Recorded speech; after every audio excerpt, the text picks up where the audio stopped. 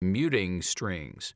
When playing power chords, you only want to hear the sound from the two strings that are in that chord and not from the other thinner strings. This can be a bit tricky as you might accidentally also play some of the other strings.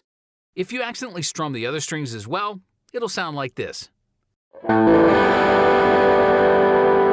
which we want to avoid.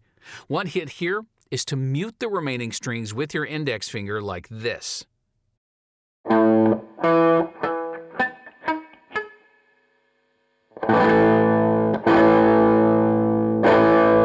So you gently lay your index finger on the strings, which mutes them.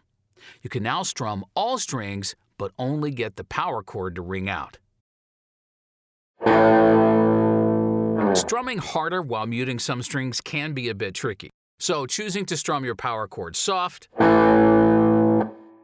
or hard is all up to you.